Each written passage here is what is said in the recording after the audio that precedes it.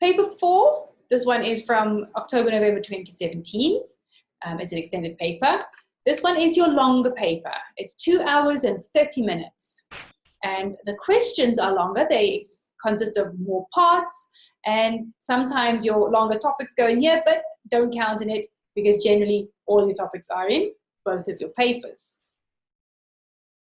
Total number of marks for this paper is 130.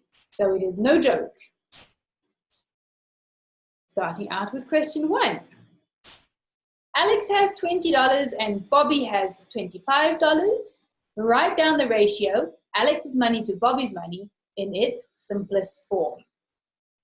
So ratio would be the 20 to the 25, but ratios work like fraction.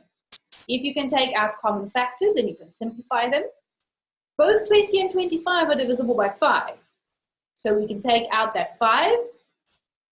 20 divided by 5 gives us 4. And 25 divided by 5 gives us 5. So in simplest form, our ratio is 4 to 5.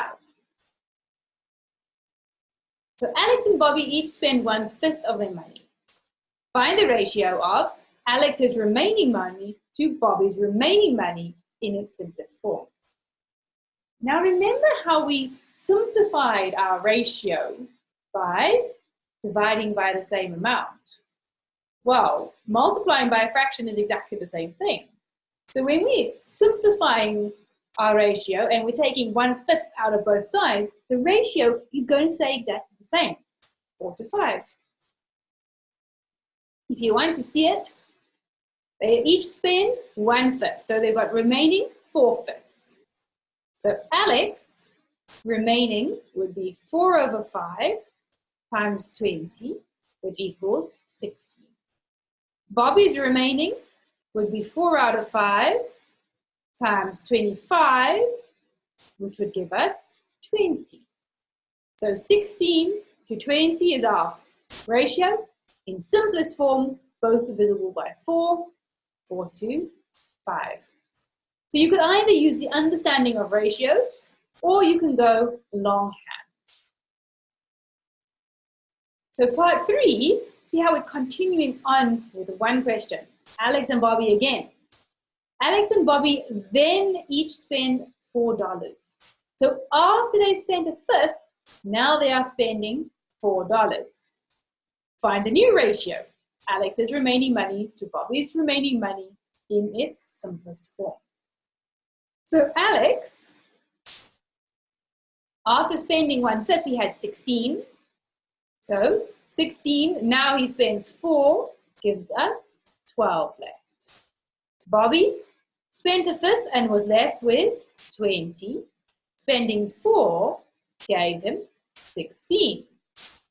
So our new ratio is now 12 to 16.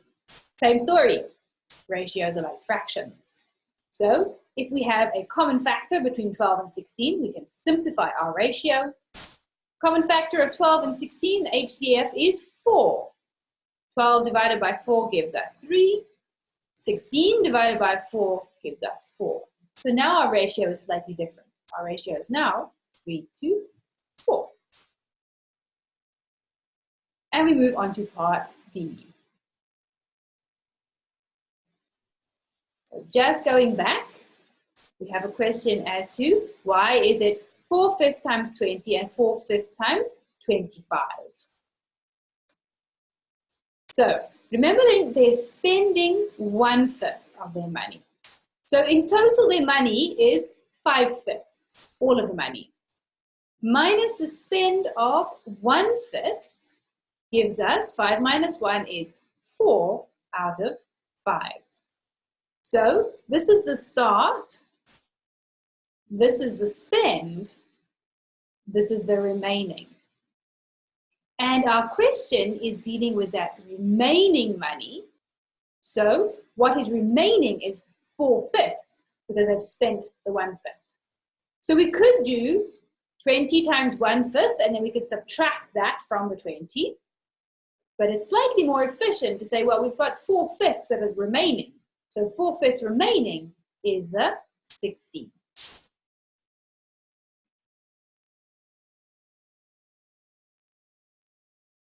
So now we move on to part B. Part 1. The population of a town in the year 1990 was 15,600. The population is now 11,420. Calculate the percentage decrease in the population. So remember, for a percentage decrease or a percentage increase, we always want that change over the original starting value. So our change here is 15,600 minus 11,420 over the starting 15,600. Now, if we want to make a percentage, that was our decrease, now we want to make it a percentage, so we need to times 100. We can put this all into our calculator at one time, keep our calculator nice and efficient and accurate for our answers. And this gives us 26 points. Well, it gives a few decimal places. We've got 794. Now remember, at the very beginning on that instruction page, there is an important instruction. If the degree of accuracy is not specified in the question, and if the answer is not exact, give the answer to 3 significant figures. Give answers in degrees to 1 decimal place. This is not an answer in degrees. This is just a percentage, so we want 3 significant figures. So this equals 26.8. So our final answer, 26.8%. The percentage decrease in the population is 26.8. Carrying on with this town and its population, the population of 15,600 was 2.5% less than the population in the year 1980. Calculate the population in the year 1980. We are going backwards. And whenever we are going backwards, we are talking reverse percentage. So we start by getting our multiplier. 2.5% less. So 100 minus 2.5. That gives us 97.5. So 97.5% leads to a multiplier of 0.975. Reverse percentage, we don't multiply, we divide, we reverse. So we take our 15,600 and we divide by 0.975, and this gives us 16,000. So the population in 1980 was 16,000. So reverse percentage, we're always looking for that multiplier, and then we are always looking to divide instead of multiply.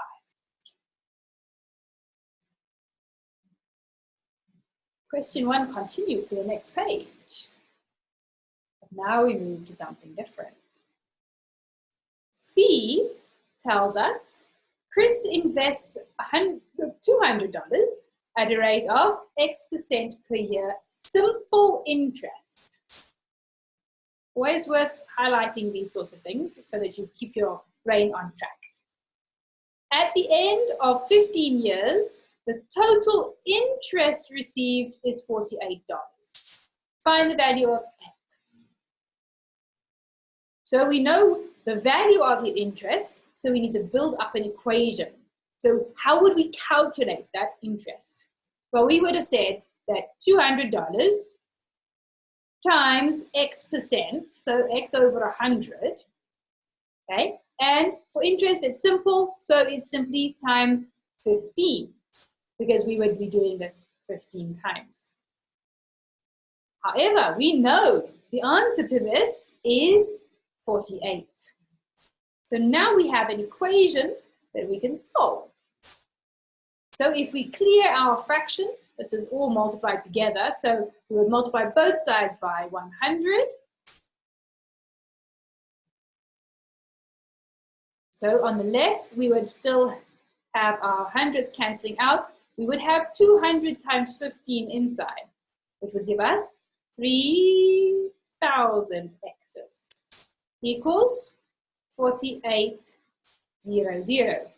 4,800, 48 times 100. So we want our x alone, so we need to divide by that 3,000. And we're going to get that x equals 1.6. So he had 1.6% simple interest in order to get that $48 of interest. 1.6. Part D is rather closely related. Danny invests $200 at a rate of Y% per year compound interest. At the end of 10 years, the value of her investment is $256. So now we're talking about the value of her investment, not just the interest. So, how would we calculate that investment? We would say 200 times 1 plus y over 100 for 10 years, so to the power 10. That's how we would go about calculating it. But we know that the final answer is 256, so we can equate to 256. And then it's a case of solving for y, hiding there in brackets. So 200 times means we both sides are going to be divided by the 200. So we have 1 plus y over 100, the power 10, equals 256 over 200 gives us 1.28. Get a bit more space. Now, how do we get rid of a power of 10? We must take the 10th root. Luckily, our calculators can do this for us. So we take the 10th root of both sides, and we end up with 1 plus y over 100 equals the 10th root of 1.28 is 1.02499. So I'm keeping extra decimal places in there so that my answer when I round at the end of the day is nice and accurate. So we want to move the 1, so minus 1 from both sides.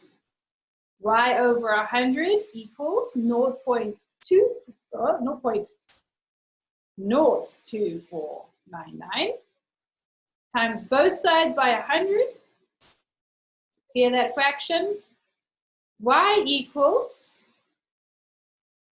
2.499.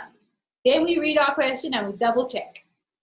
Calculate the value of y correct to 1 decimal place. This isn't a 3 significant figures answer. They want 1 decimal place. So y equals 2.9 makes that a 5. So y equals 2.5 to 1 decimal place. It's a nice revision of simple interest and compound interest, going a little bit back to front from what we normally do with these questions. Okay, rather than calculating that final answer, we're calculating the interest. But you can see how you're still using exactly the same method. You're just solving your equation for a different piece. The relationships are all still exactly the same.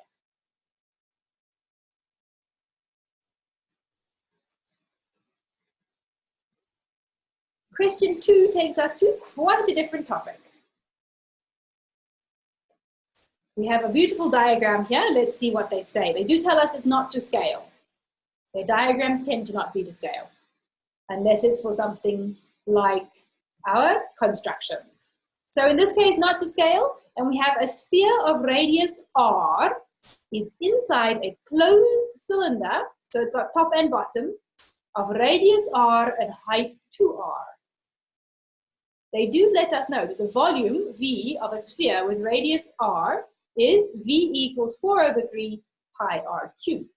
So that might be a bit helpful. So, part 1. When R equals 8 centimeters, calculate the volume inside the cylinder which is not occupied by the sphere.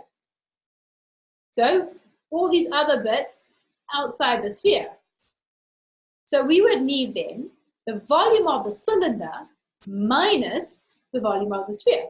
So if we take out that volume as the sphere, then the rest of the volume must be what is not occupied by the sphere. So if we calculate the volume of the sphere, 4 over 3 pi r cubed. So 4 over 3 times pi times r, in this case, is 8. So 8 cubed. And this gives us 2048 over 3 pi. And I'm going to leave that pi in there because I'm going to keep it nice and accurate and not have to worry about too many decimals at this point. The volume of the cylinder,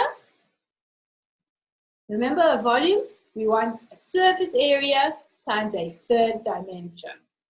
So pi r squared times h for a cylinder. So pi times r squared, so 8 squared times h is 2r, so 2 times 8, which would be 16. So pi times 8 squared times 16 gives us 1024 pi. Again, leaving it accurate. So the volume that is not occupied, so unoccupied, equals the cylinder 1024 pi minus the sphere 2048 over 3 pi.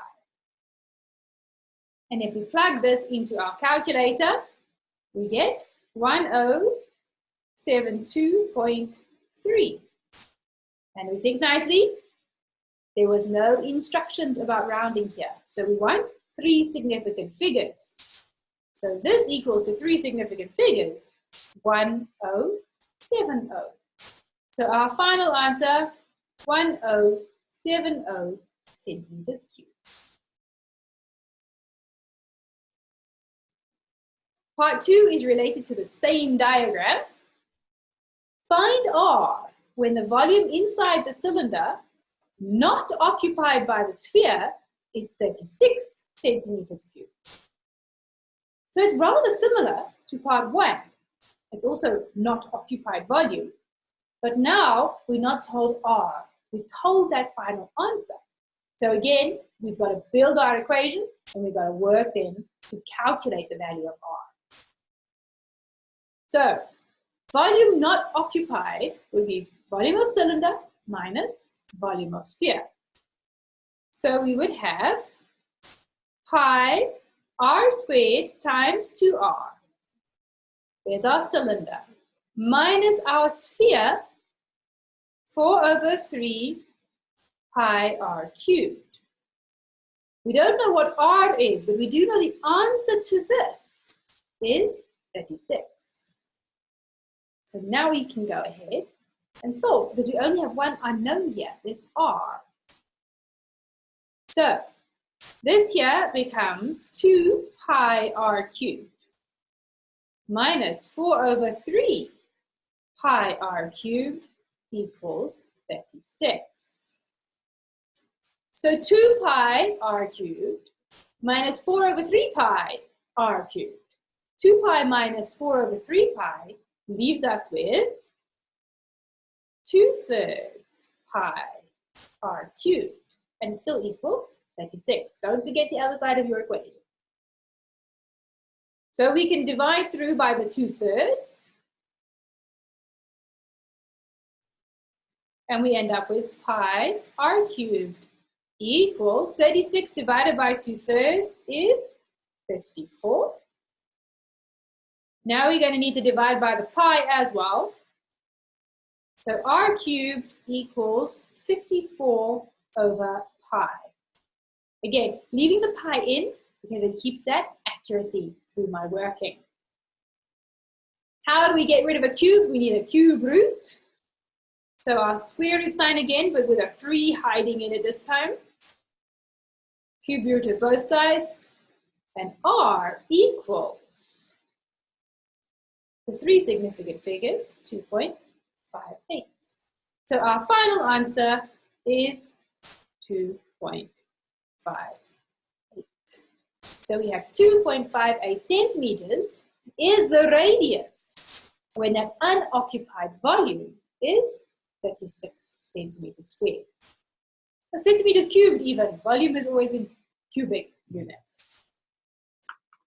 Okay, so when r is 8, unoccupied volume is 1070.